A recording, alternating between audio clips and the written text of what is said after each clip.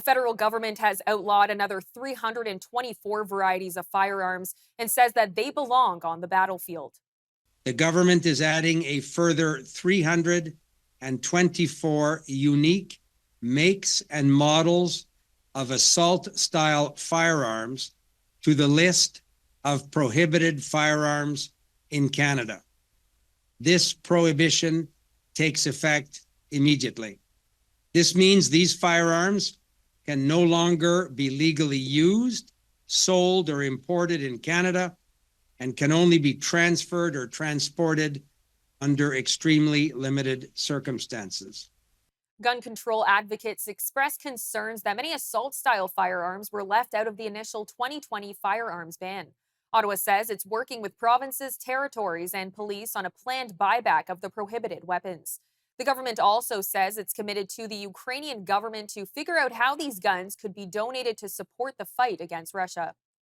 We've been working very closely with our friends in Ukraine to ensure that weapons that were intended to be used in combat could be made available to them. And since Russia's brutal and unjustified invasion of Ukraine, Canada has and continues to make every effort to support our Ukrainian allies in their fight to defend their territory, their sovereignty, their citizens, and to win this war.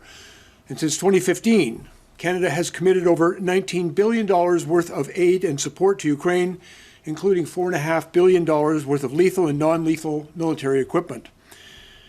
The Ukraine security forces have been very clear about the resources, support, and equipment that they need most. And we have always listened to them and tailored our donations to best meet those needs. Bryan, Passifume, national politics reporter for the Toronto Sun, has more on the announcement.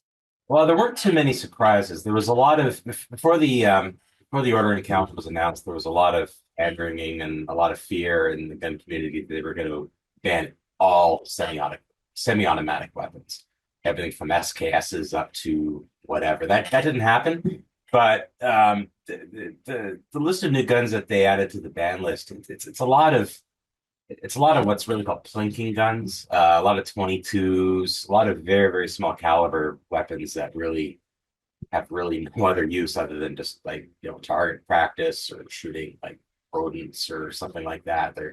They're definitely not guns that you normally see like the GSG. Like I've never seen like a street gangster with a pig GSG 16 before. It's very it's a very unusual list, and really it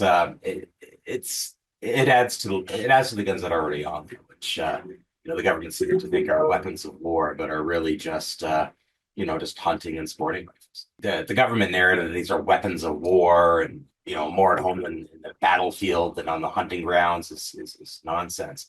You've got a lot of weapons there. A lot of them are very limited magazines. Magazines pinned at 5 rounds.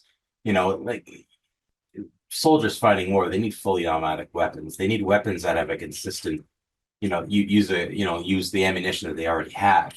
They're going to open up these crates and thinking they're getting weapons of war, and they're getting like these hunting rifles that take ammunition that they probably don't have. It's a baffling and very naive claim to think that any army currently fighting a war would have any use for semi-automatic plinking rifles.